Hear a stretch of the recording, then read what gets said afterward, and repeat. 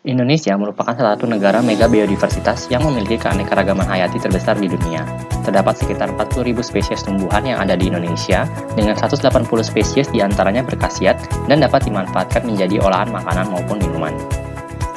Beberapa produk dalam negeri yang dapat diolah menjadi produk minuman antara lain adalah apel, jahe, kayu manis, dan kelapa. Produk tersebut mengandung antioksidan, senyawa kimia yang dapat menghambat oksidasi sehingga menghasilkan radikal bebas yang dapat mencegah kerusakan sel. Olahan minuman tersebut dapat dikembangkan untuk meningkatkan kualitas dan nilai ekonominya dengan teknik fermentasi. Fermentasi merupakan salah satu teknik yang dapat digunakan untuk preservasi makanan, meningkatkan nilai ekonomi suatu produk makanan, dan dapat meningkatkan kandungan probiotik yang baik untuk kesehatan. Kombucha merupakan salah satu produk minuman teh yang difermentasi oleh Symbiotic Culture of Bacteria and Yeast atau SCOBY. SCOBY merupakan gabungan komunitas bakteri asam asetat, bakteri asam laktat, dan yeast.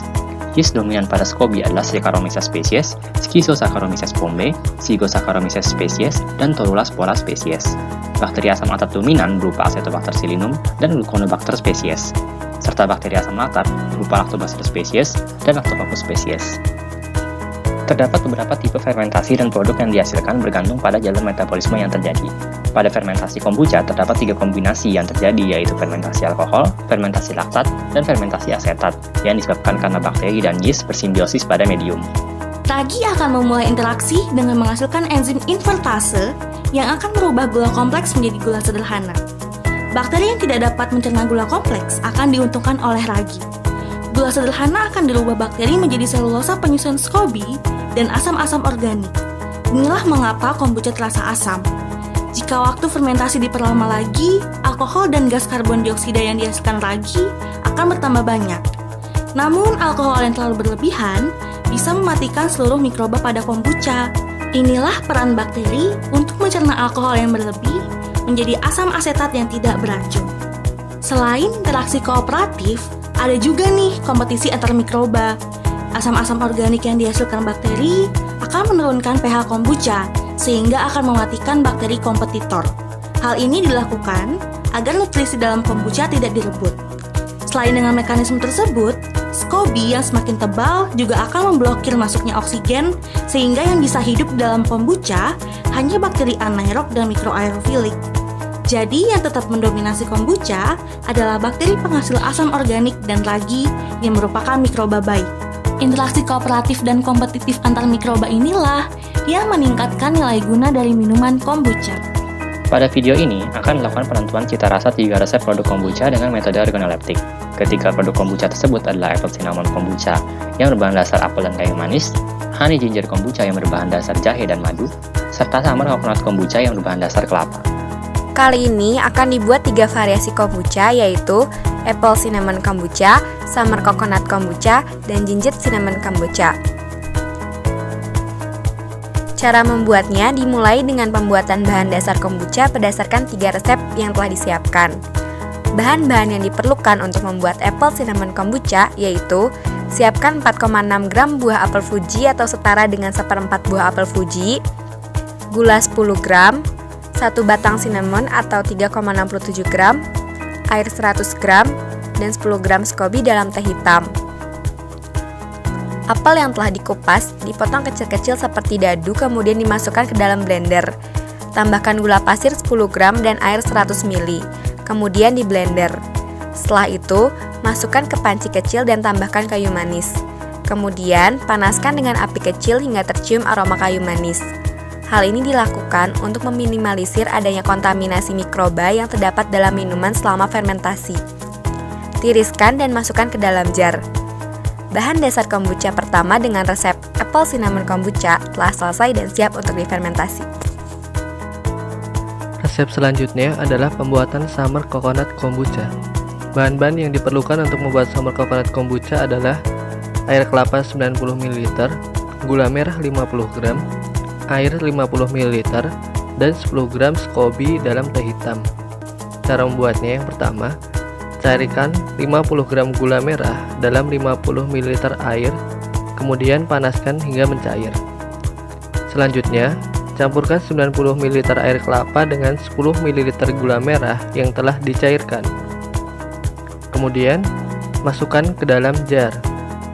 Bahan dasar kombucha dengan resep summer coconut kombucha telah selesai dan siap untuk difermentasi. Resep terakhir yaitu ginger cinnamon kombucha. Bahan-bahan yang diperlukan untuk membuat ginger cinnamon kombucha yaitu siapkan jahe 15 gram, gula 15 gram, kayu manis 5 gram atau 1 batang, air 100 ml, dan 10 gram SCOBY dalam teh hitam. Cara membuatnya adalah potonglah jahe menjadi beberapa bagian, kemudian dimasukkan ke dalam air 100 ml. Tambahkan gula 15 gram dan kayu manis secukupnya. Kemudian, panaskan campuran tersebut hingga mulai mendidih. Hal ini dilakukan untuk melarutkan cita rasa yang ada pada masing-masing bahan. Kemudian ditiriskan dan hasil tirisan dimasukkan ke dalam jar.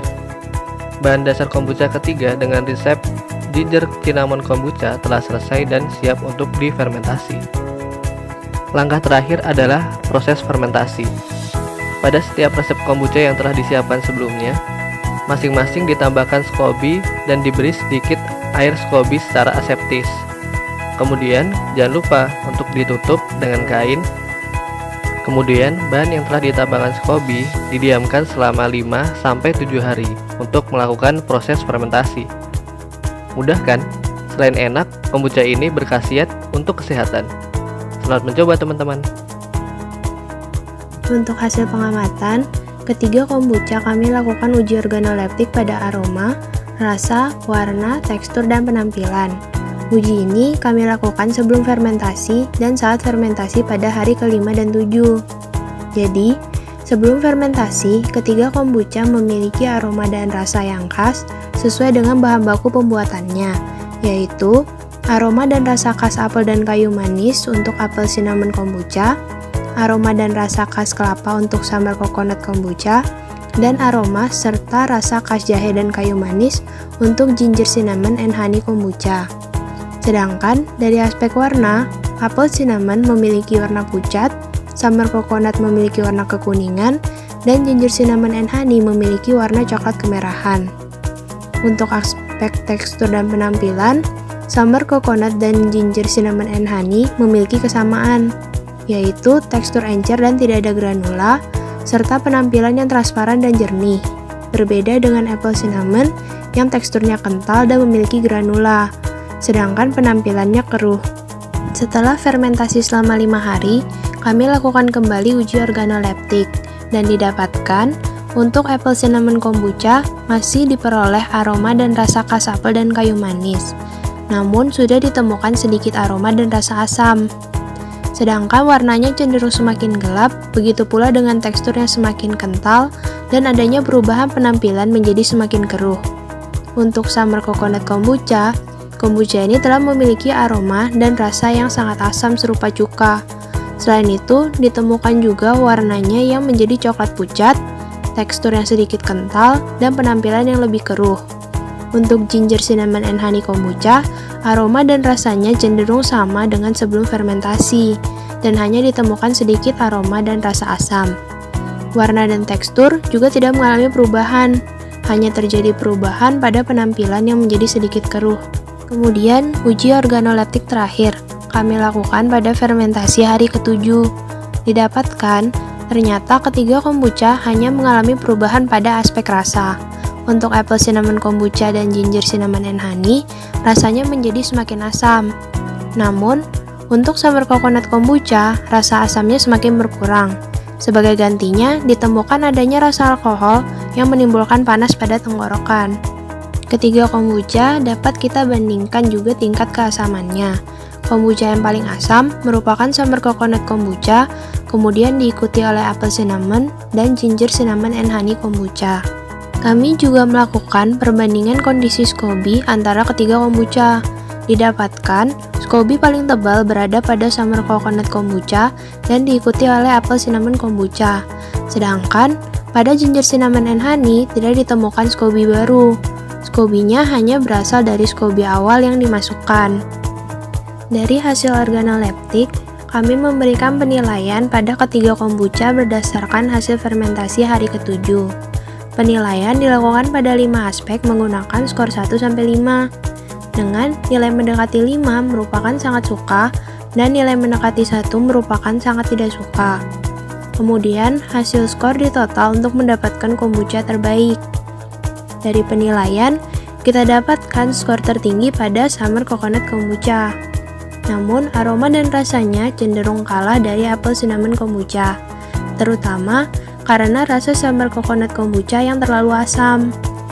Sedangkan skor tertinggi kedua, yaitu Ginger Cinnamon and Honey, cenderung memiliki aspek yang tidak berbeda jauh dari sebelum fermentasi.